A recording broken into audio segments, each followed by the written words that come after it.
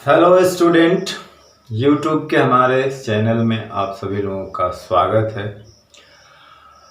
और आज के इस वीडियो लेक्चर में हम लोग पढ़ने वाले, हमने अब तक जो पढ़ा वो पढ़ा कि किसी प्रत्यावर्ती परिपथ में केवल प्रतिरोध हो, केवल प्रेरकत्व हो, केवल संधारित्र जुड़ा हो।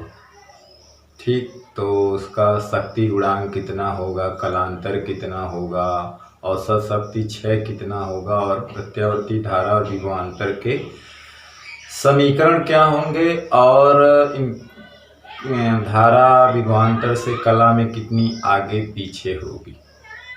ठीक, तो उनके हमने समीकरण देखा, उनका कला चित्र देखा, फेजर डायग्राम देखा और उनका वेव डायग्राम देखा, मतलब तरंग वक्र देखा हमने तरंग के रूप में, क्योंकि ज्या वक्री होते हैं, साइन का ग्राफ होता है उनका टाइम के साथ जो विस्थापन है, जो उनका कह लीजिए कि जो प्रत्यावर्ती विभवांतर है उसका टाइम के साथ ग्राफ जो है एक वेव फॉर्म में हमने देखा।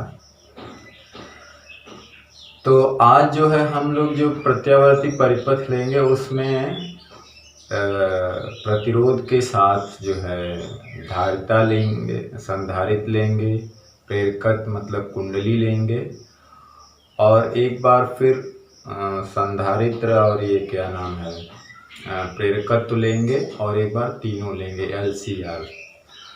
और फिर इसमें हम लोग देखेंगे कि कलांतर क्या है, प्रत्यावर्ती विभवांतर धारा के समीकरण क्या है, शक्ति गुणांक इनके क्या है और इनकी जो रिएक्टेंस या इम्पीडेंस प्रतिघात क्या है और औसत शक्ति क्षय का फार्मूला क्या होता है। ठीक, तो चलिए शुरू करते हैं। केस नंबर 4 है। केस नंबर 4 में क्या है कि मतलब स्थिति चौथी है, हमने 3 पढ़ाया है और ज़्यादा चीज़ें हमने बता दिया है, बताने की ज़रूरत नहीं है कि शुद्ध प्रेरकत्व होता है तो उसमें विभवांतर जो होता है, नेट विभवांतर कह लीजिए, वो धारा से 90 डिग्री आगे होता है। अगर संधारित्र जुड़ा है तो धारा 90 डिग्री आगे होती है। ठीक है, और कलांतर कितना कितना होता है, अगर केवल प्रतिरोध हो तो समान कला में होते हैं दोनों विभवांतर और धारा, और अगर केवल प्रेरकत्व हो तो उसमें जो विभवांतर होता है प्रत्यावर्ती विभवांतर, वो उसका इंस्टेंटेनियस वैल्यू कर लीजिए या शिखर मान, वो 90 डिग्री आगे होता है।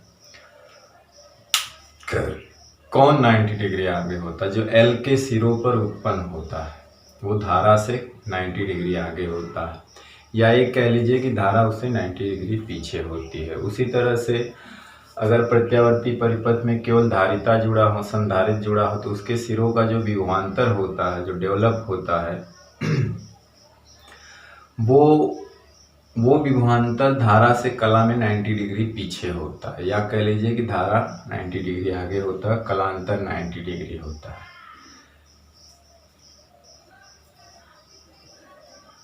ठीक, तो सारी चीज़ें आप लोगों ने पीछे पढ़ा है। अब हम लोग वेव डायग्राम इसमें नहीं चलेंगे, बाकी इसमें कला चित्र जो फेजर डायग्राम है उसी के सहारे सारे रिजल्ट निकालेंगे। तो पहला ये है कि यदि प्रत्यावर्ती परिपथ में यदि प्रत्यावर्ती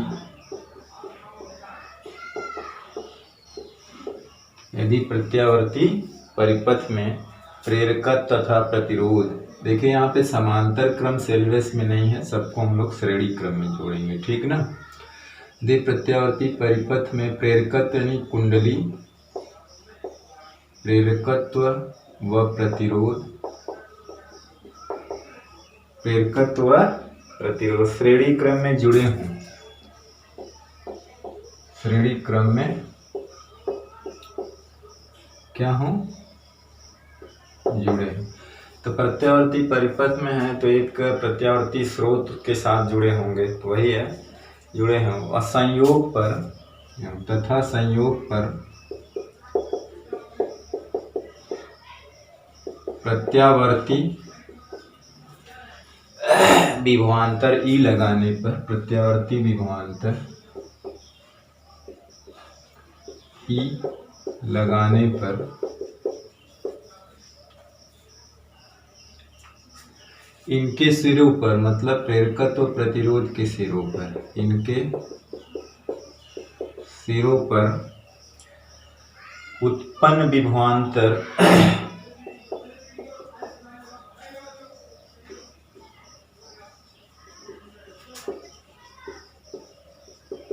क्रमशः EL व ER हो तो इन्हें निम्न कला चित्र, हम अभी बनाएंगे उसी फेजर डायग्राम कहते हैं, हो तो इन्हें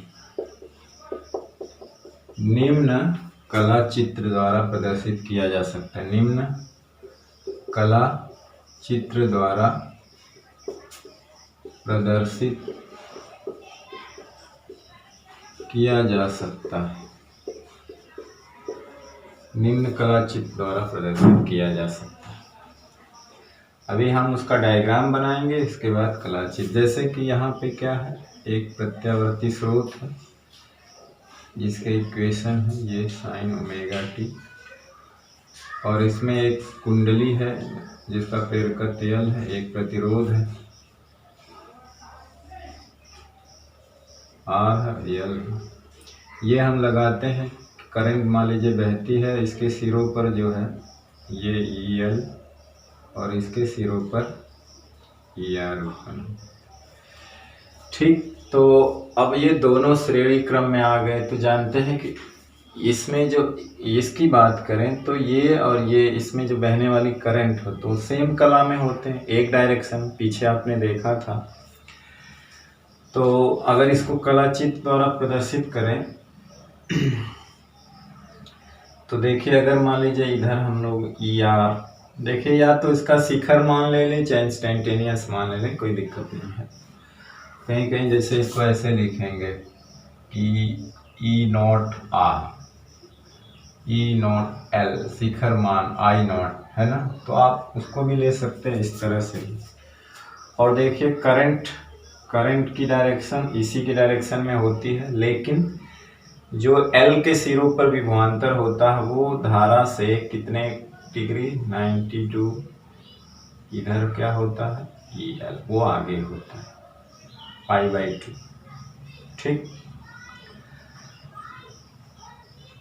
ठीक, कितना आगे होता है π/2। अब देखिए, एक विभवांतर इस डायरेक्शन में है, एक विभवांतर इस डायरेक्शन में है, इसके R के सिरों का, और एक तरह से कह लीजिए कि ये दोनों एक दूसरे से 90 डिग्री पे होते हैं। तो इन दोनों का जो रिजल्टेंट होता है, भाई ये दो जुड़े हैं तो वो रिजल्टेंट जो इसका निकालेंगे वो अब तो किसी ना इधर होगा ना इधर होगा, मतलब इनका रिजल्टेंट इसके बीच से ही होकर जाएगा, बीच से।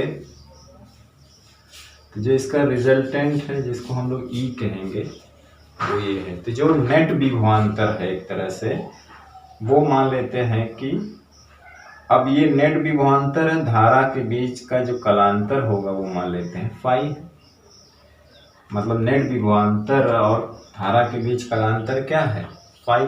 अब तो ये विभवांतर रहा नहीं क्योंकि दो हैं, दोनों एक दूसरे से 90 डिग्री पे है, तो इनका जो नेट विभवांतर ई होगा, अब धारा से मान लेते हैं कि क्या है फाई एंगल पे, यानी कला, इन दोनों में कलांतर कितना है 5 डिग्री है। यानी अब भी देखिए धारा 5 डिग्री पीछे है, नेट विभवांतर से धारा क्यों पीछे है, EL के वजह से। अगर ये EL हट जाता तो ये दोनों एक डायरेक्शन में हो जाते। ठीक, तो ये EL के वजह से अभी भी धारा 5 डिग्री से पीछे चल रही है।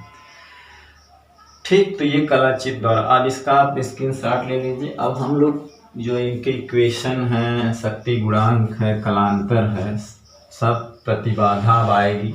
अभी प्रतिघात आ रहा था, प्रतिबाधा आएगी, इम्पीडेंस क्यों आएगी, क्योंकि अब ये एक साथ आ गए। ये अकेला होता तो जो रिएक्टेंस, जो रेजिस्टेंस डेवलप होता उसे प्रतिघात कहते थे, रिएक्टेंस कहते थे। अब क्या है दोनों अगर रेजिस्टेंस के साथ ही आए तो अब जो रेजिस्टेंस सर्किट में आएगा उसे प्रतिबाधा कहेंगे, जिसको हम लोग कैपिटल Z से प्रदर्शित करते हैं। ठीक है, तो ये चीज़ का स्क्रीनशॉट ले लीजिए। अब हम इससे जो है इसकी सहायता से हम सारे जो चीज़ें हमें प्रश्न में मिला था उसको धीरे धीरे निकालते हैं। ठीक,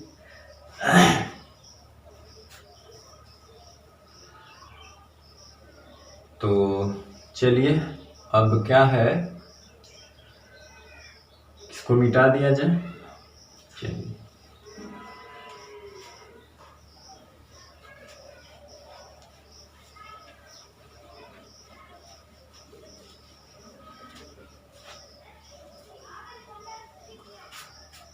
अब देखिए दोनों कितने डिग्री पे थे एक दूसरे के, 90 डिग्री पे हैं। तो आप इनका रिजल्टेंट का परिमाण निकालना जानते हैं। होता है ना a square plus b square plus 2ab cos theta, तो कॉस थीटा मतलब कॉस 90 का मान 0 हो गया तो वो चीज़ हट गए, तो बचा क्या, ए स्क्वायर प्लस बी स्क्वायर। तो इसके यहाँ से आप नेट विभवांतर निकाल सकते हैं। यहाँ पे देखिए नेट विभवांतर क्या हो जाएगा,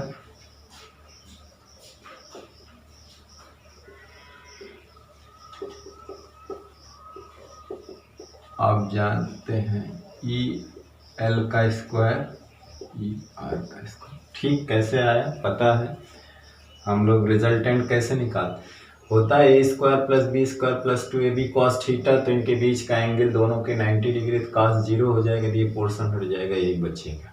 ठीक है, अब जो है और ये जो कलांतर आप निकाल सकते हैं, यहाँ मान लीजिए कि ये अगर लिया करके यहाँ पे पेस्ट चिपका दिया जाए ये वाली चीज़, इसी को हम लोग क्या कहेंगे, यल है। तो यहाँ से tan फाई आप निकाल सकते हैं, tan फाई वो हो जाएगा क्या, लंब बटे आधार होता, आधार ई आर है, तो यहाँ से हो जाएगा यल बटे ई आर। ठीक, तो नेट विभवांतर ही निकाला जाए अभी। तो देखिए EL को क्या लिख सकते हैं, IXL,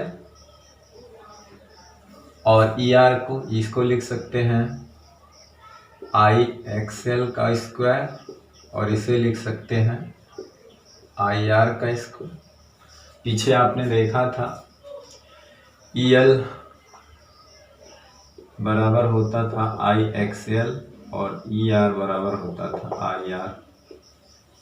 ठीक, अब इसको क्या लिख सकते हैं, आई स्क्वायर कॉमन ले लेंगे तो आई बाहर आएगा तो आई हो जाएगा, स्क्वायर है तो यहाँ हो जाएगा XL स्क्वायर R स्क्वायर, या इसको हम लिख सकते हैं आई, तो हो जाएगा XL square R square.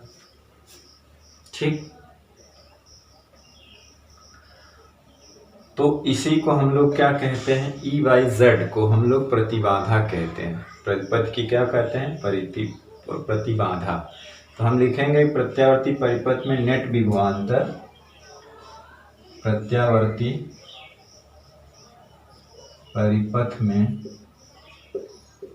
Net विभवांतर E व नेट धारा I के अनुपात को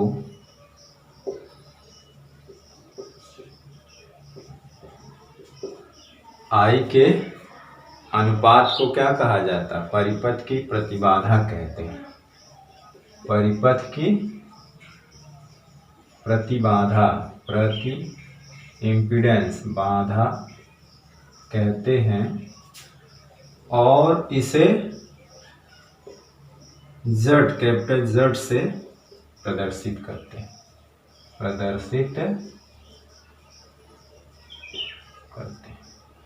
तो इसलिए Z बराबर हो जाएगा E/I को क्या कहते हैं, Z, तो Z बराबर हो गया।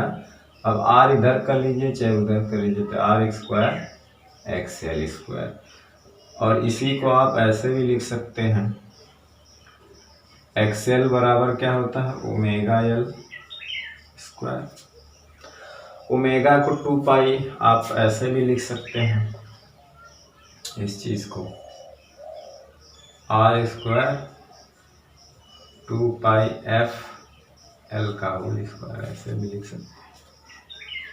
तो इसे प्रतिबाधा जड़ कहते हैं। ठीक, तो एल आर परिपथ की प्रतिबाधा जो होगी ये जैसे यहाँ पे हमको E/I भी कह सकते हैं। तो एल आर परिपथ की जो प्रतिबाधा हो जाएगी वो ये हो जाएगी। ठीक है ना। तो इसका स्क्रीनशॉट ले लीजिए। पीछे वाला जो वीडियो लेक्चर हमारा था उसको आप बढ़िया से देख लीजिए। मैं उसको रिपीट भी कर दूंगा बीच बीच में, उसी के सहारे सारे रिजल्ट आएंगे। तो प्रतिबाधा Z बराबर होता है आर स्क्वायर एक्सएल स्क्वायर। ठीक है ना। एक्सएल जानते हैं, वो जब यल के कुंडली द्वारा लगाया गया अवरोध है, प्रत्यावर्ती परिपथ में कुंडली द्वारा लगाए गए प्रतिरोध को क्या कहते हैं, प्रेरकी प्रतिघात, जिसको हम लोग एक्सएल से प्रदर्शित करते हैं। ठीक है, तो आप इसका स्क्रीनशॉट ले लीजिए। तो एल आर परिपथ की प्रतिबाधा जो हुई, इसको मिटा दिया जाए। चलिए,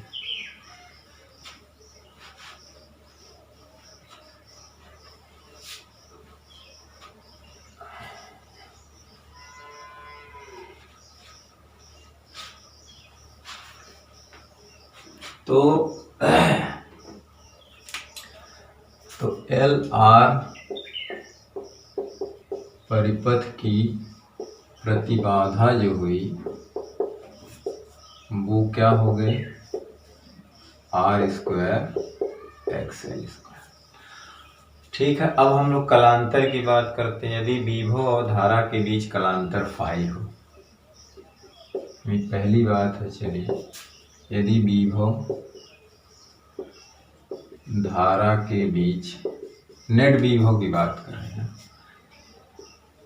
कलांतर कितना हो, कलांतर फाई हो। फाई हमने दिखाया है, तो वहां से हमने जो tan फाई निकाला था, अभी लिखा था ऊपर, वो EL/ER था, या इसको IXL/IR कहते हैं। तो क्या हो जाएगा, XL/R। तो यहाँ से हमारा जो कलांतर हुआ वो ये आ गया, यानी कि tan phi equal to XL/R, या इसी को फाई अगर निकालना चाहें तो tan इनवर्स XL/R कलांतर होगा। अब शक्ति गुणांक क्या होता है परिपथ का शक्ति गुणांक। दूसरी बात अगर हम करें, परिपथ की शक्ति गुणांक,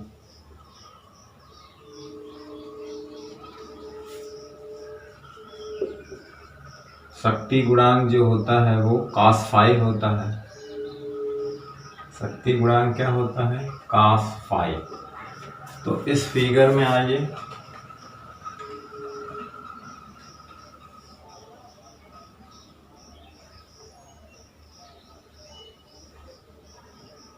है ना, इधर ER था, I था, इधर EL था, और ये फाई था, ये भी EL हो गया, जिसको हम लोग IXL कहते हैं। और ये जो है ये ER जो था इधर IR कहते हैं। तो ये I कट जाएगा यहाँ से। तो आप देखें यहाँ से, अगर हम cos फाई की बात करें, क्योंकि हमें cos फाई चाहिए, तो cos फाई होता आधार बटे कर्ण। तो जाहिर सी बात हमें कर्ण निकालना होगा।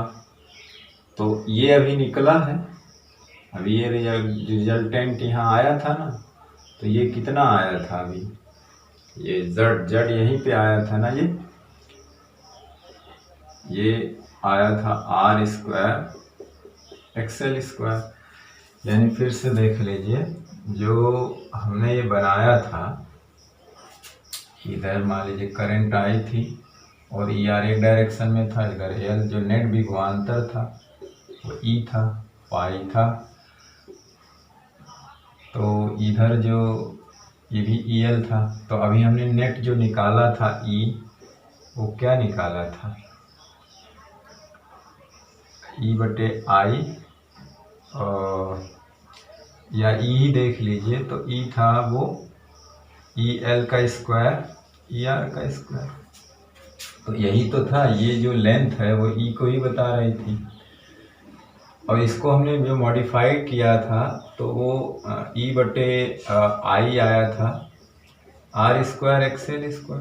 इसी को हम लोग Z कहते थे, R² XL²। तो यहाँ पे भी तो Z आ सकता है, वही तो मॉडिफाई कर होके आया है XL²। कर्ण इसको हम लोग Z कह देंगे, क्योंकि E/I इधर I कॉमन हो जाता है, इसको लिखते I XL², इसको लिखते I R का होल स्क्वायर। I हमने स्क्वायर बाहर आएगा तो I बनेगा, Z कहेंगे। ठीक, तो जैसे देखे यहाँ पे tan phi और XL/R आया कि नहीं आया। चलिए इसको मिटा दें, अभी हमने कैलकुलेट किया, चलिए इससे ही समझ जाइए। सिंपल, सारी चीज को मिटा। अभी हमने जब कैलकुलेट किया तो tan phi बराबर क्या है, XL,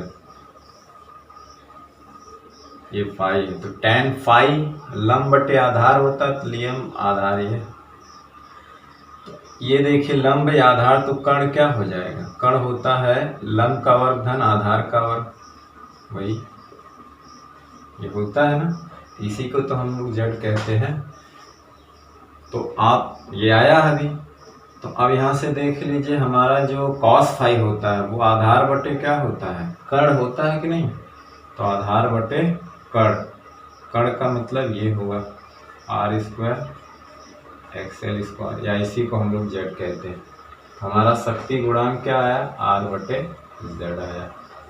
ठीक, हमारा शक्ति गुणांक आया R/Z आया। ठीक, अब हम लोग जो है शक्ति 6 पढ़ लेते हैं, औसत शक्ति 6।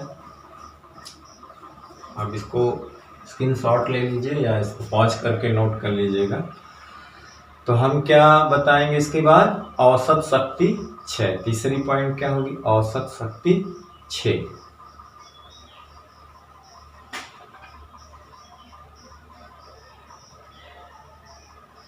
चलिए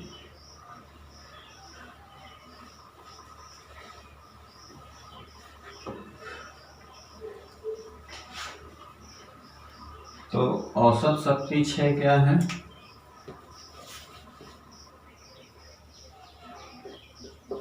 औसत शक्ति 6 जिसको हम लोग P एवरेज कहते हैं, वो IRMS ERMS cos phi होता है। तो बस क्या करिए, यहाँ पे cos phi की वैल्यू रख दीजिए। तो cos phi की वैल्यू क्या थी, R/Z। ये फार्मूला निकल गया है। तीसरी बात थी ये, चौथी उनके इक्वेशन देख लिए। ठीक, तो जाहिर सी बात है कि अब देखा जाए कि नेट विभवांतर और धारा के बीच कला में कितना अंतर है, फाई है ना, यानी धारा अब भी जो है फाई कलांतर से पीछे है, फाई एंगल से क्या है, पीछे। तो अगर हम नेट विभवांतर की इक्वेशन को इस तरह से दिखाएं तो जो हमारा करंट होगा वो कितना एंगल पीछे होगा, फाई एंगल। ये दिखाएंगे।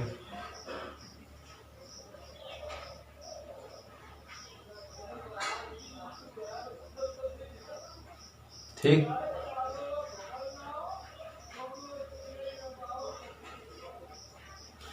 कला से करंट कितने पीछे है, इतना। ये इसके इक्वेशन हो गए।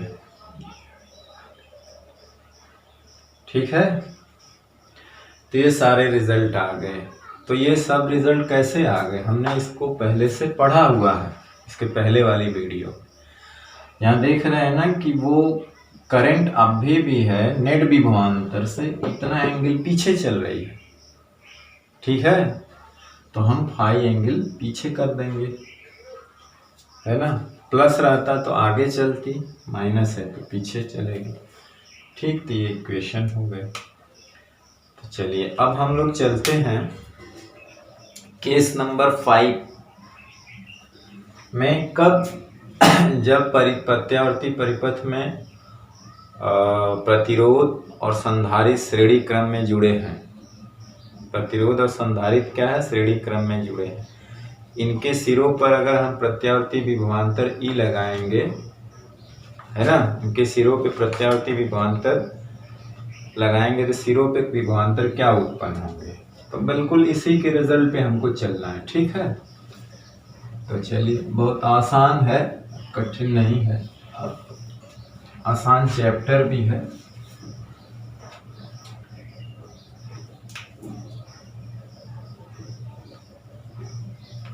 केस 5, यदि प्रत्यावर्ती परिपथ में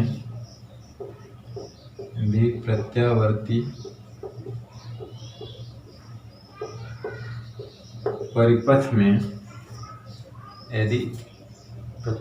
परिपथ में प्रतिरोध, अब क्या रखना है? प्रतिरोध व संधारित्र श्रेणी क्रम में जुड़े हों, श्रेणी क्रम में जुड़े हों और इनके सिरों पर प्रत्यावर्ती विभवांतर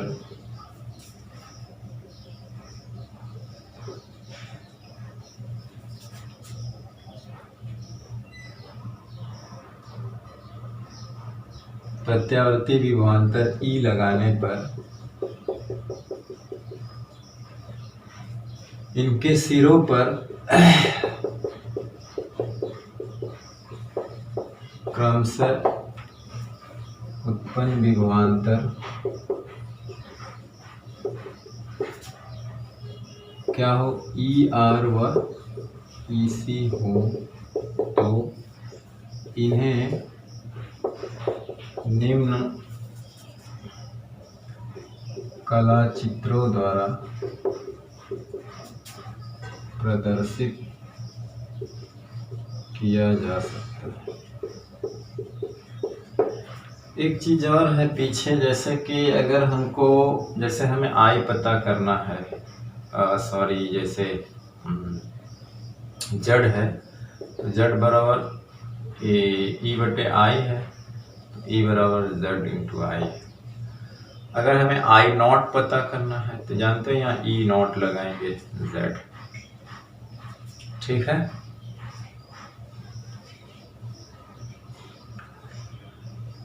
जो हमने उस कलाचित्र में प्रदर्शित कर दिया वो हम शिखर मान से भी प्रदर्शित कर सकते थे, बताया था हमने। तो आई नॉट ई नॉट यहाँ लगा देंगे, है ना, और आई चाहिए तो ई बटे जेड लगा देंगे।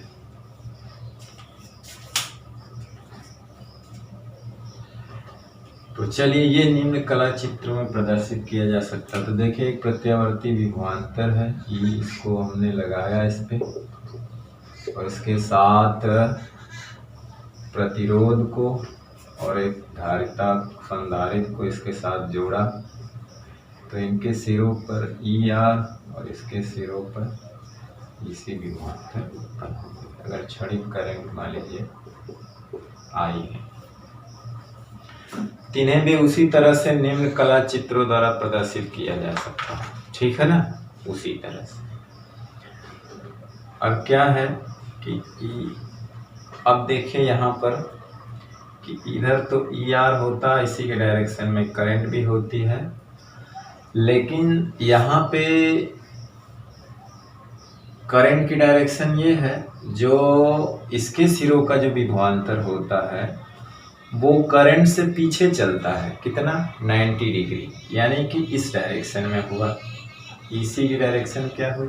ये हुई, यानी ये पीछे चलता है पाई/2 डिग्री से। अब देखिए कि एक विभवांतर इधर है, एक विभवांतर इधर है, तो नेट जो विभवांतर होगा वो इस डायरेक्शन में होगा, जिसको हम लोग ई कहते हैं, बिल्कुल उसी तरह से। और उसे अगर हमें निकाला जाए तो कैसे मिलेगा, ई आर स्क्वायर ई सी स्क्वायर इस तरह मिलेगा। और मान लीजिए ये जो है, अब नेट विभवांतर और धारा के बीच मान लीजिए कलांतर के फाई, कुछ नहीं करना, बिल्कुल उसी तरह से निकालना। तो अब क्या होगा, इसका नेट विभवांतर क्या हो जाएगा,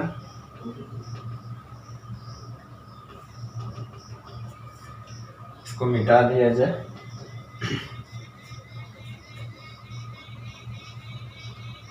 इसका स्क्रीनशॉट ले लीजिए।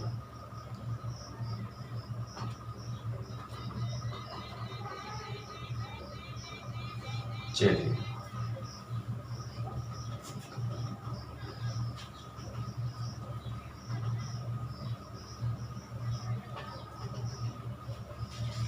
इसकी भी प्रतिबाधा वही आएगी।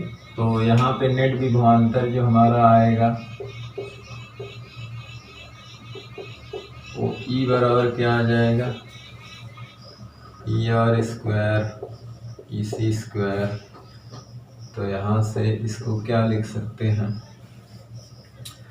ये आई आर का होल स्क्वायर और इसे आई एक्स सी का होल स्क्वायर कह सकते हैं, या ई बटे आई जिसको हम लोग जेड कहते हैं। प्रतिबाधा निकल के आएगी आर स्क्वायर एक्स सी का स्क्वायर। ठीक, तो ये इसकी प्रतिबाधा हो जाएगी, यानी सी आर परिपथ की प्रतिबाधा ये हो जाएगी, यानी कि Z बराबर क्या हो जाएगा, आर स्क्वायर। आप एक्स सी की वैल्यू यहाँ बदल रख सकते हैं। और यदि नेट विभवांतर और धारा के बीच कलांतर फाई, यदि विभवांतर, पहली बात कह सकते हैं, यदि विभवांतर और धारा के बीच कलांतर क्या हो, पाई हो, तो यहाँ पे ये वाली चीज यहाँ पे उठा के ला सकते हैं। तो यहाँ से अगर हम tan फाई निकालें तो ये नेगेटिव डायरेक्शन में है, इसे आप माइनस ले सकते हैं, ये वाली दूरी है ना। तो ई सी बटे ई आर, या इसी को हम लोग आई आई, यहाँ पे आई एक्स सी कह सकते हैं, आई आर ये कट गया, तो tan फाई यहाँ से आया माइनस एक्स सी बटे आर। माइनस का मतलब निगेटिव डायरेक्शन में। तो कलांतर हमारा जो फाई होगा वो tan इनवर्स एक्स सी बटे आर। ठीक,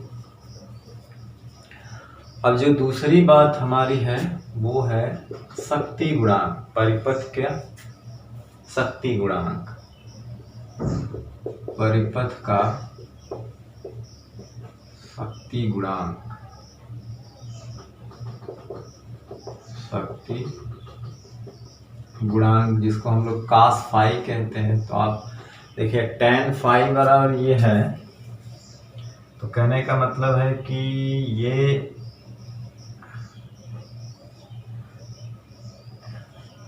ये फाई है और ये tan फाई बराबर होता है लंब बटे आधार। तो लंब यहाँ पे क्या है, एक्स सी है, आधार क्या है, आर है ना। तो कास फाई बराबर आधार बटे कण होता है, तो कण यहाँ पे क्या हो जाएगा, यानी तो अब इसी चीज को सीधा बना दिया जाए, क्या दिक्कत है ना, नीचे। तो कास फाई बराबर हम बता देते हैं यहीं पे कि वो होता है आर अपान हो जाएगा आर स्क्वायर एक्स स्क्वायर, जिसको आर बाई जेड कहते हैं। क्यों ऐसा हुआ, क्योंकि ये अगर फाई है तो ये एक्स है और ये आर है, तो ये जो है आर स्क्वायर एक्स स्क्वायर जिसको जेड कहते हैं। यहाँ देखिए tan फाई बराबर लंब बटे आधार, लंब बटे आधार। ठीक, तो आप इसका स्क्रीनशॉट ले लीजिए। अब हम लोग जो है औसत शक्ति 6 के बारे में बात कर लेते हैं और इसके समीकरण के बारे में।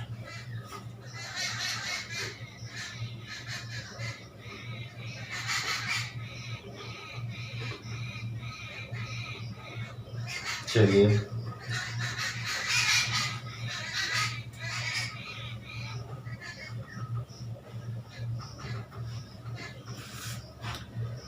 अब देखें यहाँ पे क्या है कि औसत शक्ति 6। तीसरी बात अगर हम देखा जाए तो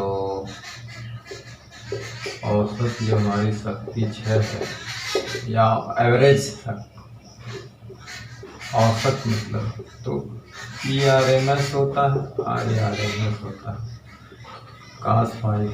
एक चीज़ हमने यहाँ पे देखा था कि जब प्योर L होता था तो औसत शक्ति 6 जीरो, जो प्योर C था तो भी औसत शक्ति 0 था। इसका मतलब जो शक्ति में 6 होता है वो प्रतिरोध के कारण होता है, ठीक है।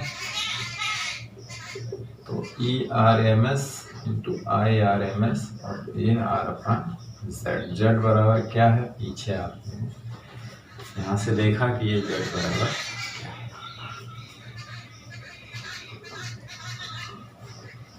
अब इक्वेशन है, यहाँ पे देखिए कौन पीछे चल रहा है, नेट विभवांतर पीछे चल रहा है। कितने एंगल से, 5। अगर करंट का इक्वेशन ये हो sin ωt तो नेट विभवांतर का क्या हो जाएगा, sin ωt माइनस, क्योंकि वो ही पीछे चल रहा है ना। यहाँ पे नेट विभवांतर क्या था, पीछे चल रहा है। अब एक छठवीं कंडीशन ऐसे पढ़ेंगे कि जो आगे भी मिलेगा जब हम श्रेणी अनुनाद पढ़ेंगे, अनुनादी परिपथ पढ़ा जाएगा तो वहाँ पे इसी प्रिंसिपल, इसी का उपयोग किया जाएगा। तो थोड़ा सा उसका यहाँ पे इंट्रोडक्शन दे दिया जाए। जो छठवीं कंडीशन वो ये है कि जब प्रत्यावर्ती परिपथ में क्या है, L और C जुड़े हों। कौन चीज़ जुड़े हों, L और C, मतलब है प्रेरकत्व तो जुड़ा हो और संधारित्र जुड़ा, वो भी श्रेणी क्रम में, समांतर का सिलेबस में नहीं है। तो इसे मिटा दिया जाए।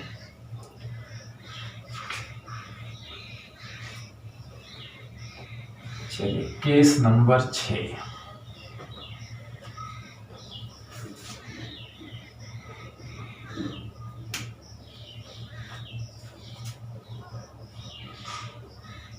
केस नंबर 6 क्या है कि यदि प्रत्यावर्ती परिपथ में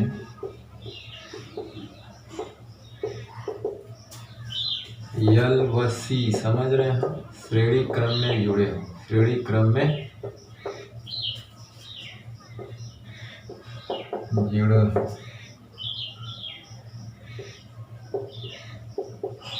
तथा इनके सिरों पर प्रत्यावर्ती विभवांतर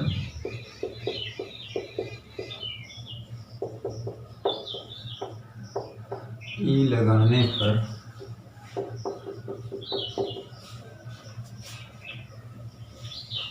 इनके सिरों पर उत्पन्न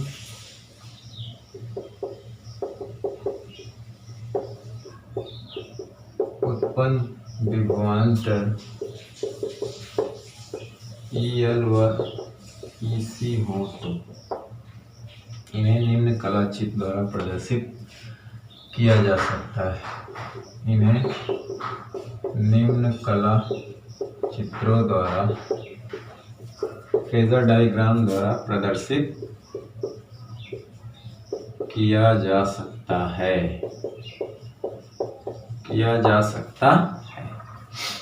ठीक। अब जैसे प्रत्यावर्ती विभवांतर हुआ E sin ωt, अब इधर कुंडली लगा दी गई और इधर क्या है, C, LC, इसके सिरों विभवांतर EC। निम्न कला चित्र की बात करें तो देखिए, अभी निम्न कला चित्र द्वारा इनको प्रदर्शित करना है तो एक थोड़ा सा ये एक रिजल्ट आएगा इसमें जो अनुनाद की स्थिति बताता है। तो देखिए इसमें क्या है कि करंट तो इस डायरेक्शन में रहेगी,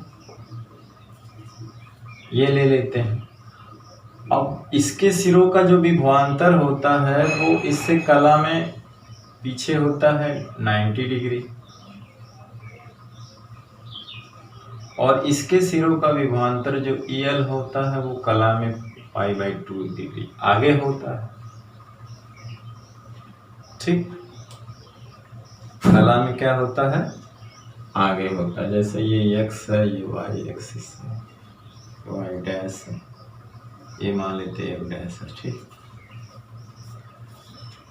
अब यहाँ पर कंडीशन है, 3 कंडीशन हो सकती हैं। ठीक है, पहली कंडीशन ये है कि अगर मान लीजिए है EL बड़ा है EC से, तो नेट विभवांतर जो है इधर हो जाएगा, जिसको हम लोग E कहेंगे, और वो हो जाएगा EL माइनस EC। ठीक, अगर ये बड़ा है तो नेट विभवांतर EL माइनस क्या हो जाएगा, EC हो जाएगा। तो यहाँ से क्या निकल सकता है, तो इसका मतलब E बराबर हो जाएगा EL मतलब IXL माइनस IXC, या EI बराबर हो जाएगा XL माइनस XC यानी Z। तो हमारा जो एम्पिडेंस हो जाएगा Z बराबर हो जाएगा वो XL माइनस XC। किस कंडीशन में, जब EL ग्रेटर देन EC होगा। ठीक,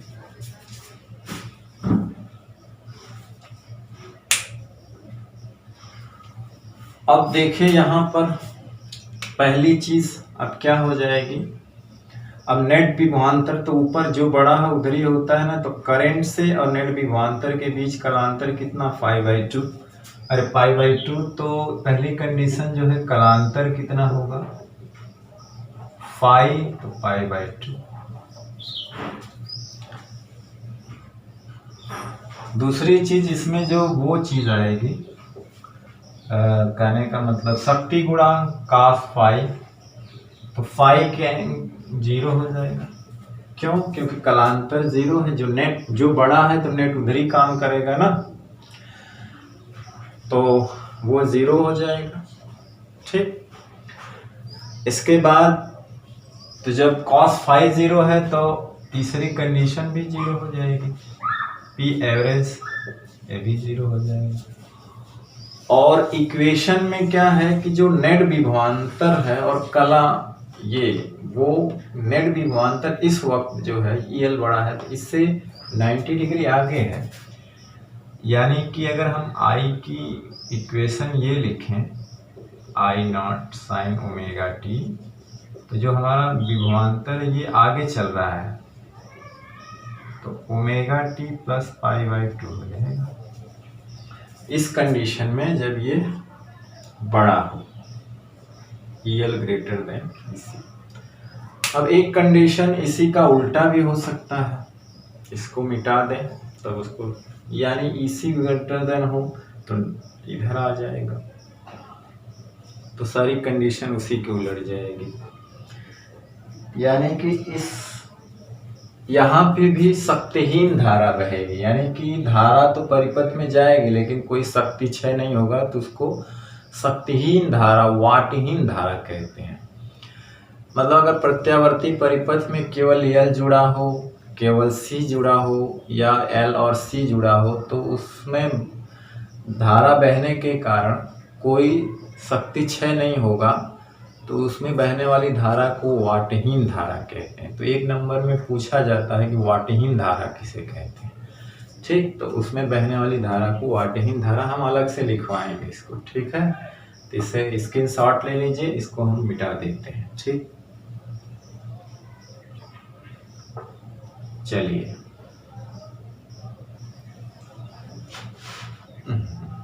इसको रहने दीजिए।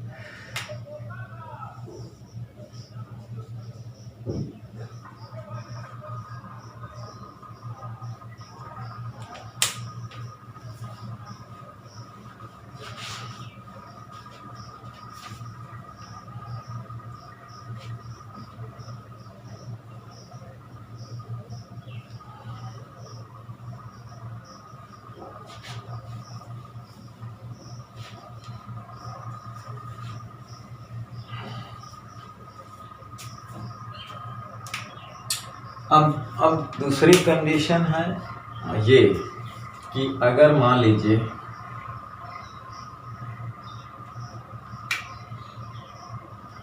कि यहाँ पे EC ग्रेटर देन EL हो तो नेट विभवांतर इधर आ जाएगा, तो EC माइनस EL हो जाएगा, या इसी को आप XC माइनस XL कहेंगे क्योंकि I कॉमन हो जाएगा, सॉरी इसको नहीं कहेंगे। तो वहाँ से जो Z आएगा वो Z बराबर हो जाएगा E/I, तो इसको हम लोग कहेंगे XC माइनस XL, है ना, क्योंकि E बराबर हो जाएगा IXC माइनस IXL, तो I कॉमन हो जाएगा। ठीक, तो अब भी कलांतर कितना है, यही है। अगर पहली बात करें तो कलांतर कितना है, वही है, वही कंडीशन सब आएगी। कलांतर π/2 होगा, दूसरा शक्ति गुणांक फाई 0 होगा, तीसरा औसत शक्ति जो होगी वो भी 0 होगा, है ना।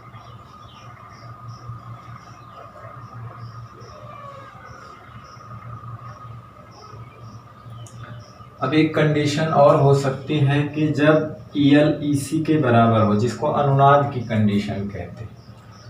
अगर मान लीजिए यदि EL इक्वल टू EC हो जाए तो यहाँ से IXL बराबर IXC हो जाए, तो I कैंसिल,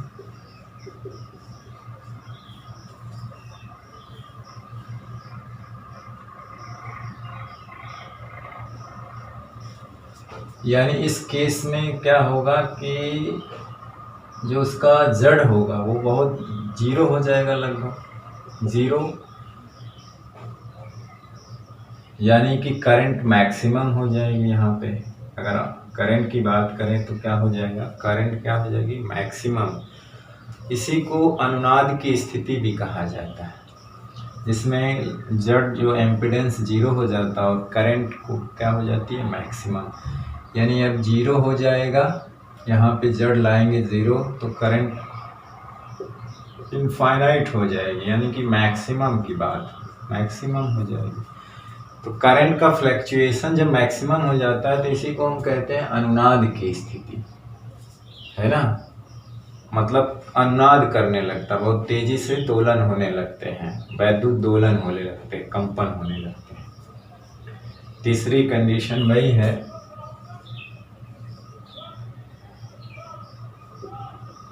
और इधर क्या था, EL EC, तो यहाँ पे क्या है, EL बराबर EC हो जाएगा, है ना। तो ये इधर ये दोनों कैंसिल हो जाएंगे। तो यहाँ पे Z 0 हो जाएगा, तो जानते हैं I मैक्सिमम मतलब हो जाएगी, इनफाइनाइट हो जाती है एक तरह से, क्योंकि I बराबर होता है E/Z, तो Z अगर 0 हो गया तो ये I इनफाइनाइट मैक्सिमम हो जाती है। तो ये वैद्युत अनुनाद की कंडीशन होती है, यह वैद्युत अनुनाद की स्थिति होती है। और अनुनादी आवृत्ति अगर निकालना है, देखिए अभी XL बराबर XC है, किस आवृत्ति से अनुनाद होगा, तो इसको कहते हैं 2πfL, कोई ω/L होता है, और इसे कहते हैं 1/ωc होता है, तो 2πfC, ठीक है। F इधर हो जाएगा, बाकी चीज इधर हो जाएगा, तो F स्क्वायर इधर हो जाएगा 4π² LC, या F बराबर हो जाएगा 1/2π √1/LC। ये इसकी फ्रीक्वेंसी हो जाएगी, इस फ्रीक्वेंसी से वो अनुनाद करेगा, ठीक।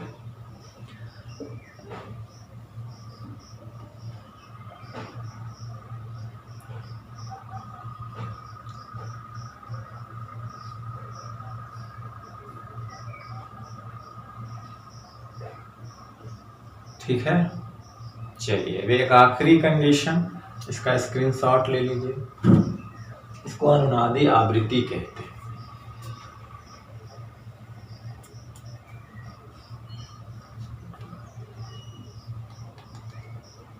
क्या कहते हैं? अनुनादी आवृत्ति। चलिए ये कब होता है ऐसा? जब ये दोनों बराबर होते हैं। ठीक है, चलिए इसको मिटा दिया जाए। ओके,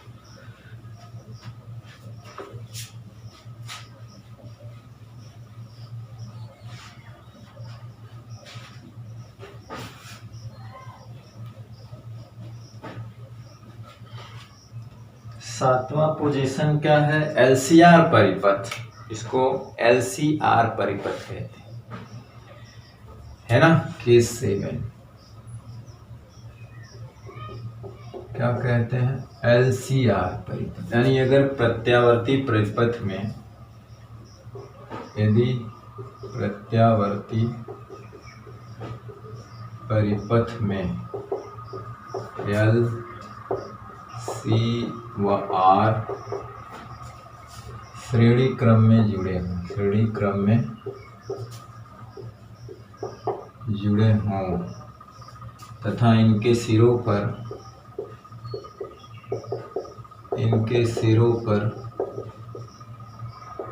प्रत्यावर्ती विभवांतर ई लगाने पर इनके सिरों पर इनके सिरों पर उत्पन्न विभवांतर क्या हो? क्रमशः EL, EC व ER हो तो इन्हें निम्न कला चित्रों द्वारा प्रदर्शित किया जा सकता है। निम्न कला चित्रों द्वारा प्रदर्शित किया जा सकता, इन्हें निम्न कला चित्रों द्वारा प्रदर्शित किया जा सकता है। अब जैसे ये है, इसको लगाएगा श्रेणी क्रम में, R हुआ, L हुआ और ये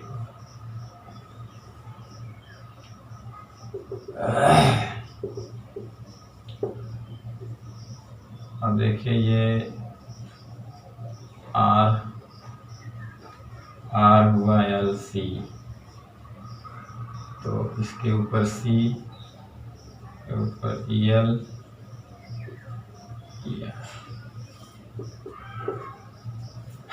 करंट आई है मान लीजिए। तो निम्न कला चित्रों द्वारा, अब यहाँ पर भी देखिए कंडीशन है, जैसे कि इसको जो है R है तो इधर ER मान लेते हैं, तो करंट तो उसी डायरेक्शन में बहती है, जो ये X एक्सिस है, ये Y है, Y डैश है।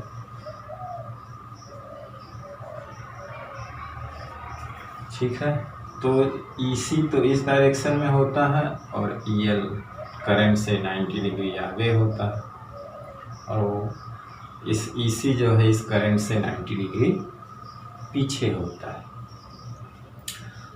अब देखिए यहाँ पर भी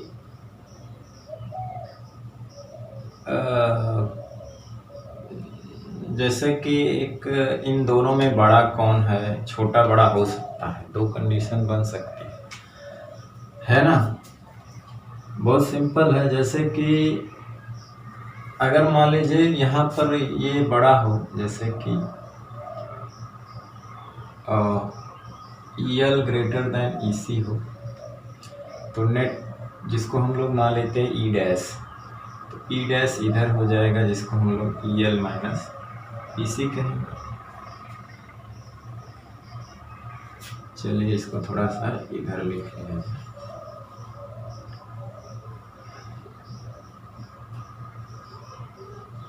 तो इसको E डैश मान लेते हैं, EL माइनस EC, दोनों तो 90 डिग्री पे कलांतर। देखिए C जो इसके सिरों पे उत्पन्न होगा वो धारा से 90 डिग्री पीछे पड़ चुके हैं, इसके सिरों पर जो उत्पन्न होगा वो धारा से 90 डिग्री आगे, और इसके सिरों पर जो उत्पन्न होगा वो सेम कला में होते हैं, तो इधर ही होगा। ठीक, जैसे मान लेते हैं कि EL अगर EC से बड़ा है तो इन दोनों का परिणामी इधर आएगा, या EC बड़ा है तो इन दोनों का परिणामी इधर आएगा, या दोनों बराबर भी हो सकते हैं। तो ये तो नेट 0 हो जाएगा। तो जब इनके सिरों का है सब 0 हो गया तो नेट तो ये आ जाएगा। तो इसी का रोल ही रहेगा, 3 कंडीशन है। ठीक, तो अब देखिए एक विभवांतर अभी भी देखिए ये 90 डिग्री पे आगे है इससे, तो इन दोनों के बीच नेट विभवांतर जो E आएगा वो ये आएगा, मान लीजिए वो फाई कलांतर पे। ठीक, तो जो E होगा वो क्या हो जाएगा, E जो होगा वो ER का स्क्वायर और E डैश का स्क्वायर होगा, मतलब इसका भाई नेट ये है और एक ये है, परिणामी इनके बीच से होकर जाएगा। मान लेते हैं E है तो E क्या हो जाएगा, इसका वर्ग प्लस इसका वर्ग प्लस 2 AB cos थीटा। तो cos इसके बीच और इसके बीच π/2 का एंगल है तो cos π/0 हो जाता है, cos 90 का मान। तो रिजल्टेंट अगर लेंगे तो इसका स्क्वायर प्लस इसका स्क्वायर अंडर रूट आएगा, क्योंकि उधर वाला पोर्शन तो 0 है, नहीं तो आता, अगर cos 0 नहीं होता तो कुछ और आता। ये वाला रिजल्ट आप जानते हैं, परिणामी जब हम लोग निकालते हैं तो इसी तरह से निकालते थे ना, A² B² plus 2AB cos theta. तो देखिए A² मान लेते हैं ये है, B² की जगह ये है, cos 2AB, तो इनके बीच का एंगल जो है फाई या थीटा जो भी होता था तो वो 90 डिग्री है कि नहीं, तो cos 90 का मान 0 है, तो ये पोर्शन हट गया, यही बचा ना, तो ये आएगा। तो चलिए इसका स्क्रीनशॉट ले लीजिए, हम निकालते हैं। देखिए एक चीज़ तो यहीं पे निकाल देते हैं, या तो ये बड़ा होगा तो ये इधर होगा, तो इसके लिए एक निशान लगा देंगे हम इक्विवेलेंसी का। उसी बात को 2 बार लिखने से बेहतर है कि एक ही बार। चलिए मान लेते हैं ये बड़ा है, तो एक रिजल्ट और लिखना पड़ेगा सेम टू सेम जब ये बड़ा दिखाएंगे। ठीक है, चलिए इसको मिटा देते हैं।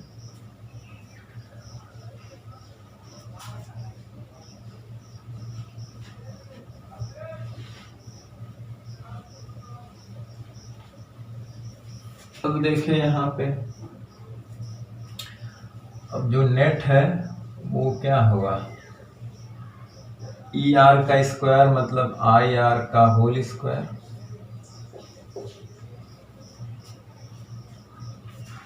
और प्लस यहाँ पे इसको लिखना है, इसका होल स्क्वायर है तो इसको लिख सकते हैं IXL माइनस IXC का होल स्क्वायर, यही ना। तो I² कॉमन लेके इसको E/I कह सकते हैं, तो इधर क्या हो सकता है R² plus XL minus XC। अगर ये बड़ा होगा तो XC इधर हो जाएगा, XL इधर हो जाएगा, तो इसी को प्रतिबाधा कहेंगे। Z बराबर क्या हो जाएगी, तो परिपथ की प्रतिबाधा ये हो जाएगी XL माइनस XC का होल स्क्वायर। एक कंडीशन ये आएगी कि जब EC बड़ा हो EL से तो बस ये इधर हो जाएगी, इधर, बाकी सारी कंडीशन वही रहेगी। ठीक, अगर इनके बीच कलांतर नेट विभवांतर और धारा के बीच कलांतर फाई हो, यदि नेट विभवांतर व धारा के बीच कलांतर क्या हो, फाई हो, तो देखिए यहाँ पे 10 क्या आएगा, और ये यहाँ पे चिपका सकते हैं, तो 10 फाई अगर लेंगे तो क्या आएगा, EL माइनस EC बटे ER, या इसको हम लिख सकते हैं 10 फाई बराबर XL माइनस XC बटे R। देखिए यहाँ इक्विवेलेंट का निशान भी लगा सकते हैं, क्योंकि कोई भी बड़ा हो सकता है, बराबर भी हो सकता है। अभी बराबर के लिए भी देख लिया जाएगा, है ना। एक कंडीशन और आएगी, तो यहाँ पे आप इक्विवेलेंसी लगा सकते हैं। चलिए अभी बता दे रहे हैं इसको, उसका भी करके। तो कलांतर हमारा ये आ गया जैसे पहला, और हाँ इसे भी मिटा देते हैं, एक नया फिगर बनाएंगे।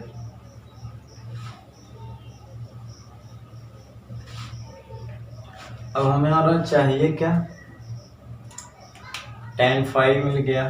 अब हमको दूसरा चाहिए शक्ति गुणांक, जिसको हम लोग cos phi कहते हैं, cos phi। तो देखिए tan phi हमें मिल गया ना, तो एक त्रिभुज बना लीजिए, रेक्टेंगल ये बना लीजिए फाई। तो लंब बटे आधार, तो लंब ये हो जाएगा, आधार ये मान लीजिए। तो यहाँ से अगर आप cos phi निकालेंगे तो देखिए ये अगर हमें कर्ण निकालना होगा तो कर्ण जड़ हो जाता है, मतलब ये r का स्क्वायर हो जाएगा, xl माइनस xc का होल स्क्वायर हो जाएगा, है ना, जिसको हम लोग क्या कहते हैं, z। तो हो जाएगा आधार बटे कर्ण, तो आधार r square xl minus xc का होल स्क्वायर, इसी को r बाई जेड कहते हैं। तो यहाँ हो जाएगा r बाई जेड। उसी तरह से शक्ति की बात करें तो P एवरेज औसत शक्ति, E RMS I RMS cos phi होता है, तो R अपान Z, और Z की वैल्यू क्या है मालूम है, ये Z की वैल्यू क्या है ये। देखिए और इक्वेशन लिखना चाहें चौथी बार, तो देखिए यहाँ पर भी नेट विभवांतर जो है, जब EL बड़ा होता है, सपोज करिए इसके लिए EL जब बड़ा है तो धारा देखे पीछे चल रही है फाई एंगल से। तो अगर हम इसके इक्वेशन ये लिखते हैं साइन ओमेगा टी, तो जो करंट का इक्वेशन हो जाएगा वो फाई एंगल से पीछे दिखाना होगा, ठीक। अब देखिए सेम टू सेम रिजल्ट आएगा, थोड़ा सा ये इक्वेशन बदल जाएगा है, यही सब आएगा, बशर्ते अगर हम दिखा दें कि E greater than EC greater than EL, तो सारी चीज पलट जाएगी। मतलब यहाँ EC इधर हो जाएगा, XC इधर हो जाएगा, ठीक है, और यहाँ पर भी XC इधर हो जाएगा, और ये पीछे हो जाएगा, ये आगे रहेगा फाई एंगल से, ये पीछे हो जाएगा, ठीक, यानी इक्वेशन बदल जाएगा, ठीक है। तो इसी को फिर लिख देते हैं, इसका एक स्क्रीनशॉट ले लीजिए, इसी बात को रिपीट करना है। चलिए मिटा दें इसको, ओके।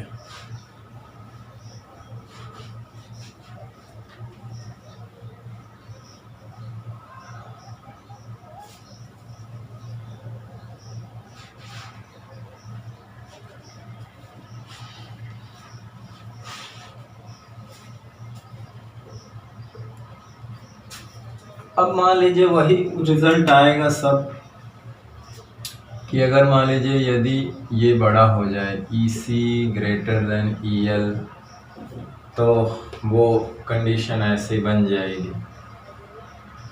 अब ER करंट इस दिशा में आएगा, EC इधर था, EL इधर था, और रिजल्टेंट E डैश मतलब यहाँ से EC माइनस EL हो जाएगा, तो E इधर हो जाएगा, और फाई एंगल, तो वही सारी चीज़ें हो जाएंगी ये कला में। अब ये पीछे हो जाएगा इससे, बस यही आएगा। E को हम लिख सकते हैं यहाँ पे, जो नेट हो जाएगा वो ER square plus E dash square, या इसको हम लोग लिख सकते हैं IR का होल स्क्वायर, इसे हम लोग EC माइनस EL का होल स्क्वायर, या I स्क्वायर R स्क्वायर, इसको IXC माइनस IXL लिख सकते हैं का होल स्क्वायर। तो ये I स्क्वायर बाहर हो जाएगा, तो वही रिजल्ट आएगा XC माइनस XL। इसी को जेड कहते हैं। बाकी चीज़ अगर आप लिखना चाहें कलांतर अगर उनके बीच फाई हो तो हम tan फाई लेंगे तो वो माइनस नीचे वाला लगेगा, है ना।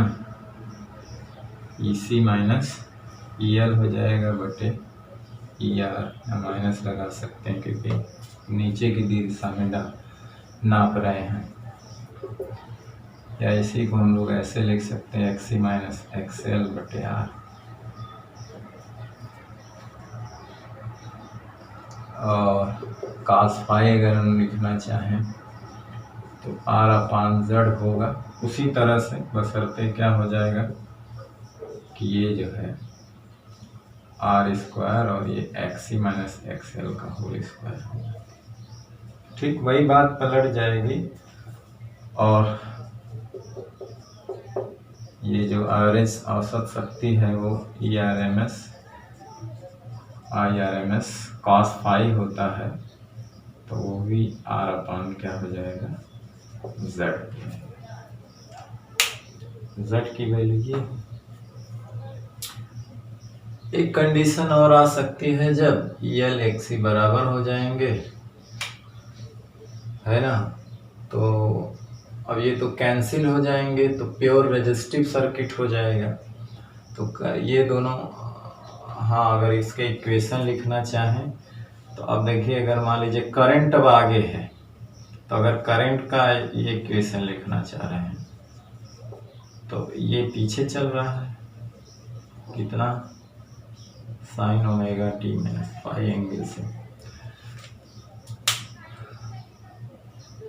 एक ये हो सकता है कि जब EL EC बराबर हो जाएंगे तब तो ये दोनों कैंसिल हो जाएंगे, मतलब वो हट जाएगा तो वो प्योर रेजिस्टिव सर्किट हो जाएगा। तो Z बराबर R हो जाएगा, वहाँ पे क्या हो जाएगा Z बराबर R हो जाएगा। हालांकि ये चीज़ हम लोग आगे भी फिर पढ़ेंगे। अगर यहाँ पे हम लिखें कि यदि EL बराबर EC तो यहाँ से ये भी हो जाएगा XL बराबर XC, तो अब यहाँ से Z बराबर R हो जाएगा क्योंकि ये चीज़ 0 हो गया तो ये Z के बराबर है, ये चीज़ 0 हो गया, Z बराबर R हो गया यानी मिनिमम हो जाएगा ये। तो यहाँ पे करंट जो हो जाएगी वो मैक्सिमम हो जाएगा। ठीक,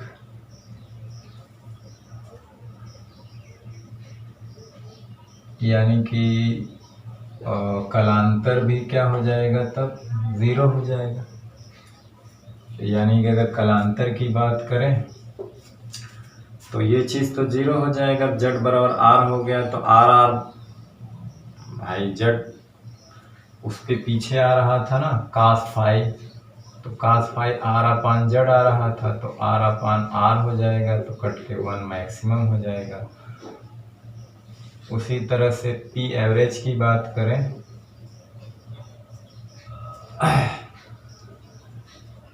तो वो cos फाई का मान 1 हो गया तो IRMS हो जाएगा। कलांतर क्या हो जाएगा वो 0 हो जाएगा।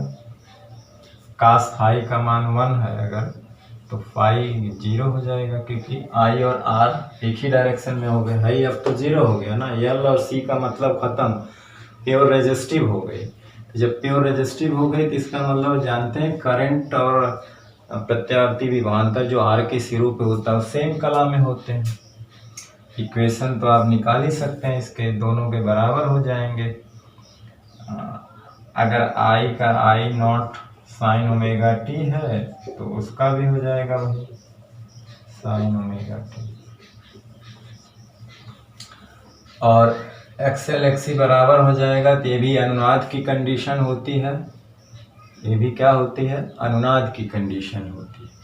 अभी हम लोग पीछे देखे थे ना एक कंडीशन लगा के, जब XL XC बराबर तो ये भी अनुनाद की कंडीशन, उस समय इम्पीडेंस मिनिमम क्योंकि Z R क्यों रह जाता है, XL XC के कारण जो होता खत्म, करंट मैक्सिमम होती है। तो ये वहाँ पे करंट जो है मैक्सिमम होने का मतलब फ्लक्चुएशन बढ़ जाता है करंट का, तो कहते हैं परिपथ में करंट के दोलन होने लगते हैं, तो वो अनुनादी कंडीशन होती है जिसकी आवृत्ति हम बिल्कुल उसी तरह निकाले थे, तो यही होगा 1/2 पाई √1/LC, यही रिजल्ट आएगा, क्योंकि वहाँ भी XL XC बराबर किए थे ना।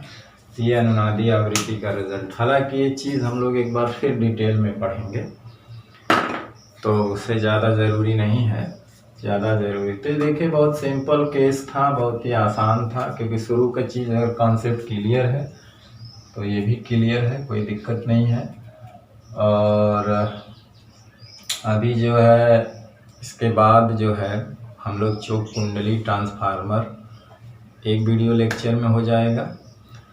इसके बाद अनुनादी परिपथ श्रेणी और समांतर एक वीडियो लेक्चर में 2, और इसके बाद ख़त्म। और 3 वीडियो लेक्चर जो है वो न्यूमेरिकल के होंगे, क्योंकि न्यूमेरिकल जो है इस चैप्टर से बहुत ज़्यादा आता है।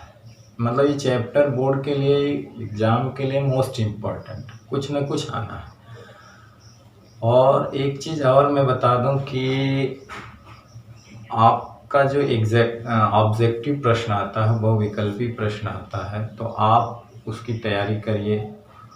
जो एक नंबर के क्वेश्चन है आप उसको तैयारी करिए। मतलब है कि या तो आप कोई सीरीज़ ले लीजिए, विद्या कोई भी है, तो उसमें ऑब्जेक्टिव सीरियल से और 1 नंबर का दिया रहता है चैप्टर का, तो आप उससे पढ़िए। क्योंकि कभी कभी क्या होता है कि आप तो थ्योरी ऊपर से पढ़े रहते हैं, लेकिन वो विकल्पी 1 नंबर मिस हो जाता है। ठीक, तो चैप्टर को आप पढ़िए, साथ में एक सीरीज़ ले लीजिए, क्योंकि वो सारे सेलेक्टिव क्वेश्चन वहाँ दिया रहता है, तो आप उससे उसकी तैयारी कर सकते हैं। या आपके किताब के लास्ट में ऑब्जेक्टिव दिया रहता है, NCERT का ऑब्जेक्टिव देख लीजिए अगर है तो आप अगर कंटिन्यू स्टडी में लगे रहेंगे तो आप अच्छा मार्क हासिल कर सकते हैं और अच्छी पोजीशन ला सकते हैं। तो इसलिए आप कंटिन्यू पढ़ाई करते रहिए, और एग्ज़ाम करीब आने वाला है। तो बस आज के वीडियो लेक्चर में हम बस इतना ही और यहीं समाप्त करते हैं, और आगे के वीडियो लेक्चर में नए टॉपिक के साथ फिर मिलेंगे। आपसे एक रिक्वेस्ट है कि अगर ये वीडियो आपको अच्छा लगा हो तो इसे प्लीज़ लाइक करिए, इस पर कमेंट करिए, और ज़्यादा से ज़्यादा शेयर करिए, ताकि अधिक से अधिक लोग लाभ उठा पाएँ जो यूपी बोर्ड के स्टूडेंट हैं। और कोशिश है कि मेरे वीडियो को अगर पसंद आती हो तो ज़्यादा से ज़्यादा सब्सक्राइब करवाएं। और अगर नहीं, आप लोग जो भी लोग मेरी वीडियो को देख रहे हैं अगर सब्सक्राइब नहीं किए हैं तो प्लीज़ इसको सब्सक्राइब कर दें। ठीक, तो पढ़ते रहिए, पढ़ाई करते रहिए। All the very best. Thank you very much.